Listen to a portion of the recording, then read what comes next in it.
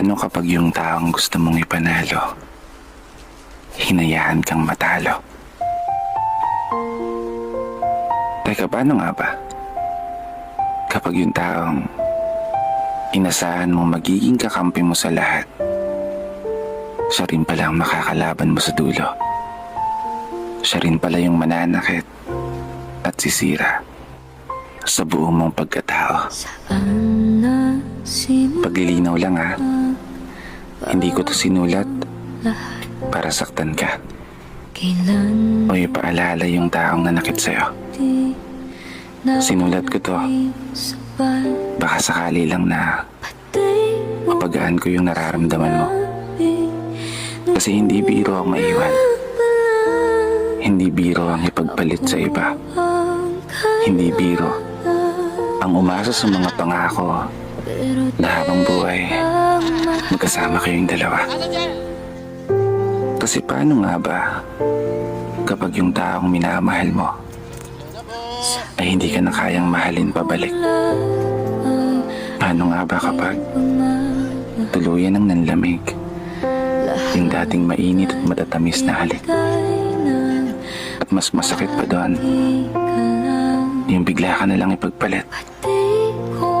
Paano ka nga ba makakabangon muli? Paano nga ba paihilumin yung sugat kung sa tuwing ipinipikit ang mga mata, di palaging imahe mo pa rin ang siyang bumabalik? Oo, naiintindihan kita sa punto na mahirap naman talaga kalimutan agad yung taong minahal mo ng sobra. Mahirap naman talaga muling maging masaya kung nasanay ka na siya ang palagi mong kasama.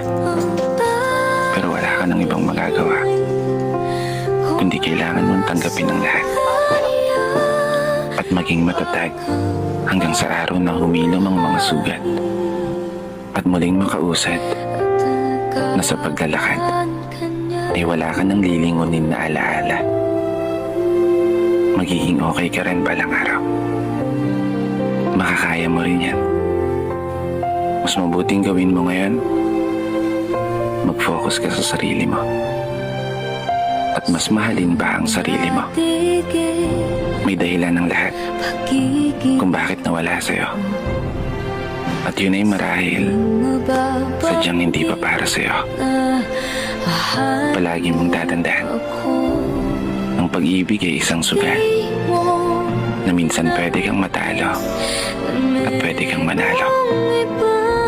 Magtiwala ka lang sa kanyang mga plano dahil darating din ang araw, mangyayari din lahat higit pa sa mga hinihiling mo.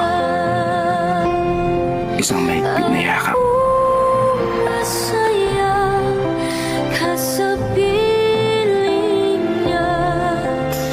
Hindi